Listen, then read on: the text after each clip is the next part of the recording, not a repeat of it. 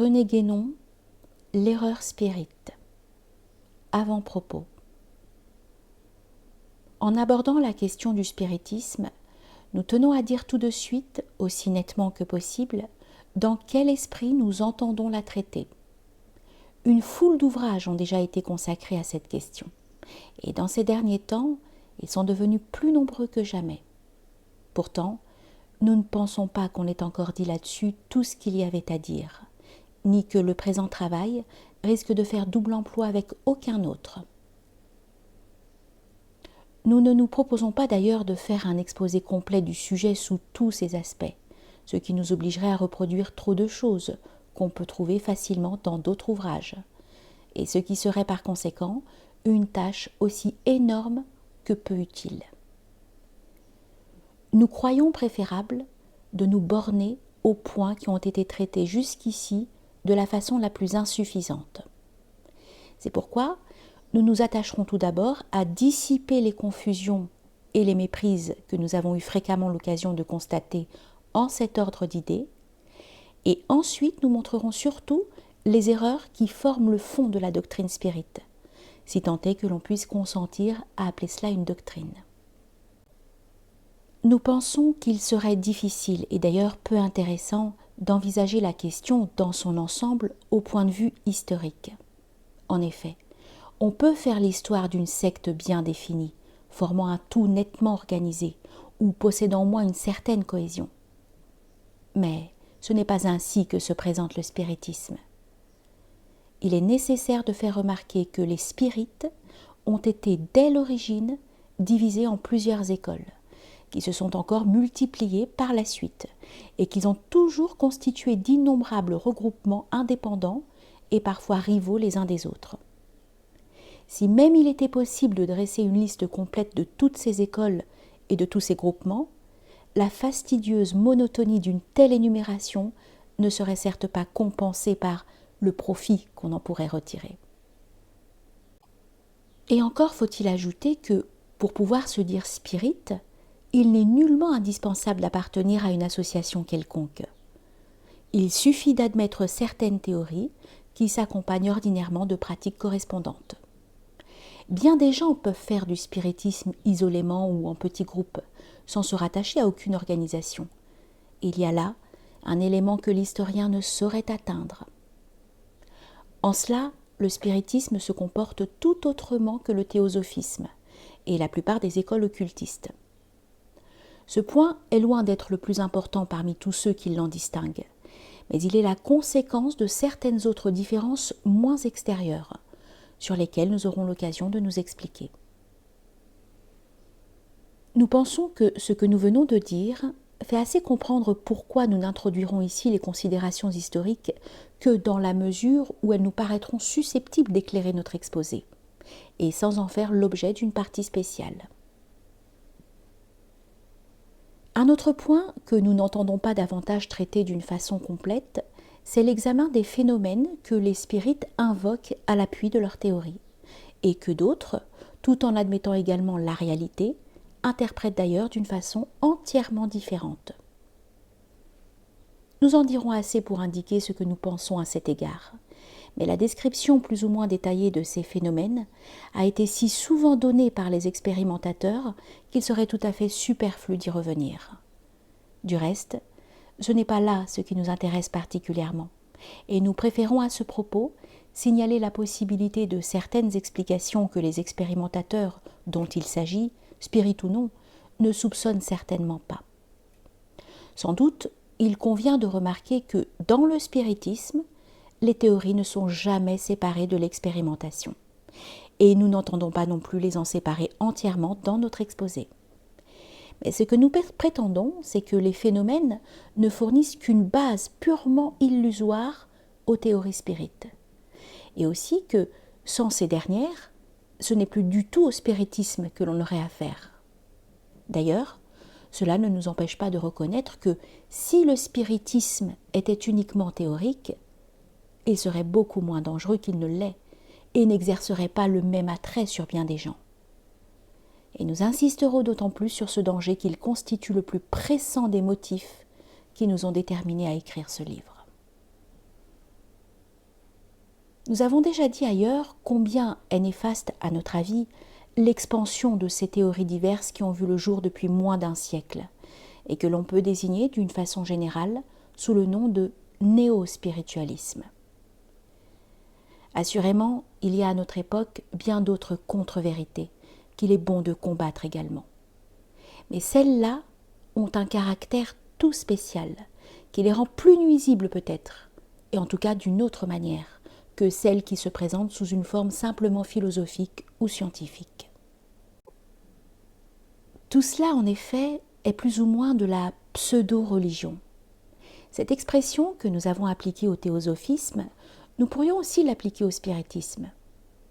Bien que ce dernier affiche souvent des prétentions scientifiques en raison du côté expérimental dans lequel il croit trouver non seulement la base, mais la source même de sa doctrine, il n'est au fond qu'une déviation de l'esprit religieux, conforme à cette mentalité scientiste qui est celle de beaucoup de nos contemporains.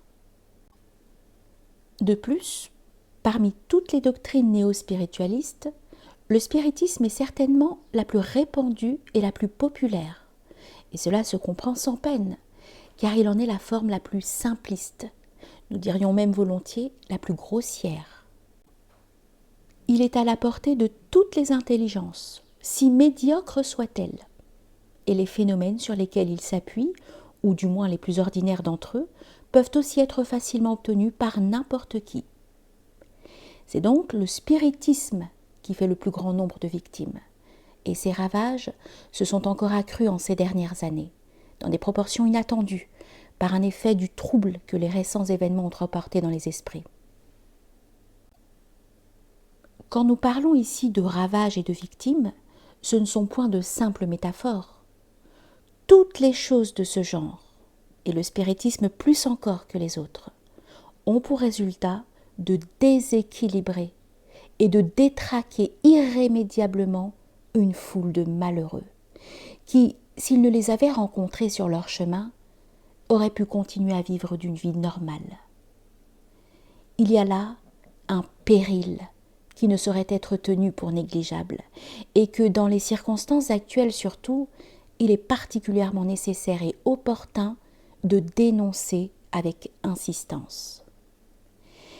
Et ces considérations viennent pour nous renforcer la préoccupation, d'ordre plus général, de sauvegarder les droits de la vérité contre toutes les formes de l'erreur. Nous devons ajouter que notre intention n'est pas de nous en tenir à une critique purement négative. Il faut que la critique, justifiée par les raisons que nous venons de dire, nous soit une occasion d'exposer en même temps certaines vérités. Alors même que, sur bien des points, nous serons obligés de nous borner à des indications assez sommaires, pour rester dans les limites que nous entendons nous imposer, nous n'en pensons pas moins qu'il nous sera possible de faire entrevoir ainsi bien des questions ignorées, susceptibles d'ouvrir de nouvelles voies de recherche à ceux qui sauront en apprécier la portée. Nous tenons d'ailleurs à prévenir que notre point de vue est fort différent, sous bien des rapports, de celui de la plupart des auteurs qui ont parlé du spiritisme, pour le combattre aussi bien que pour le défendre. Nous nous inspirons toujours, avant tout, des données de la métaphysique pure, telles que les doctrines orientales nous l'ont fait connaître. Nous estimons que c'est seulement ainsi qu'on peut réfuter pleinement certaines erreurs, et non en se plaçant sur leur propre terrain. Nous savons trop bien aussi que, au point de vue philosophique, et même au point de vue scientifique, on peut discuter indéfiniment sans être plus avancé. Et que se prêter à de telles controverses, c'est souvent faire le jeu de son adversaire, pour peu que celui-ci ait quelque habileté à faire dévier la discussion. Nous sommes donc plus persuadés que quiconque de la nécessité d'une direction doctrinale dont on ne doit jamais s'écarter, et qui seule permet de toucher impunément à certaines choses. Et d'autre part, comme nous voulons ne fermer la porte à aucune possibilité et ne nous élever que contre ce que nous savons être faux, cette direction ne peut être pour nous que de l'ordre métaphysique, dans le sens où nous avons dit ailleurs que l'on devait entendre ce mot. Il va de soi qu'un ouvrage comme celui-ci ne doit pas pour cela être regardé comme proprement métaphysique dans toutes ses parties. Mais nous ne craignons pas d'affirmer qu'il y a dans son inspiration plus de métaphysique vraie que dans tout ce à quoi les philosophes donnent ce nom indûment. Et que personne ne s'effraie de cette déclaration. Cette métaphysique vraie à laquelle nous faisons allusion n'a rien de commun avec les subtilités rebutantes de la philosophie, ni avec toutes les confusions que celle-ci crée et entretient à plaisir. Et de plus, la présente étude dans son ensemble n'aura rien de la rigueur d'un exposé exclusivement doctrinal. Ce que nous voulons dire, c'est que nous sommes guidés constamment par des principes qui, pour quiconque les a compris, sont d'une absolue certitude, et sans lesquels on risque fort de s'égarer dans les ténébreux labyrinthes du monde inférieur. Ainsi que trop d'explorateurs téméraires, malgré tous leurs titres scientifiques ou philosophiques, nous en ont donné le triste exemple. Tout cela ne signifie point que nous méprisions les efforts de ceux qui se sont placés à des points de vue différents du nôtre. Bien au contraire, nous estimons que tous ces points de vue, pour autant qu'ils sont légitimes et valables, ne peuvent que s'harmoniser et se compléter. Mais il y a des distinctions à faire et une hiérarchie à observer. Un point de vue particulier ne vaut que dans un certain domaine, et il faut prendre garde aux limites au-delà desquelles il cesse d'être applicable. C'est ce qu'oublient trop souvent les spécialistes des sciences expérimentales. D'un autre côté, ceux qui se placent au point de vue religieux ont l'inappréciable avantage d'une direction doctrinale comme celle dont nous avons parlé, mais qui, en raison de la forme qu'elle revêt, n'est pas universellement acceptable, et qui d'ailleurs suffit à les empêcher de se perdre, mais non à leur fournir des solutions adéquates à toutes les questions. Quoi qu'il en soit, en présence des événements actuels, nous sommes persuadés qu'on ne fera jamais trop pour s'opposer à certaines activités malfaisantes, et que tout effort accompli dans ce sens, pourvu qu'il soit bien dirigé, aura son utilité, étant peut-être mieux adapté qu'un autre pour porter sur tel ou tel point déterminé. Et pour parler un langage que quelques-uns comprendront, nous dirons encore qu'il n'y aura jamais trop de lumière répandue pour dissiper toutes les émanations du satellite sombre.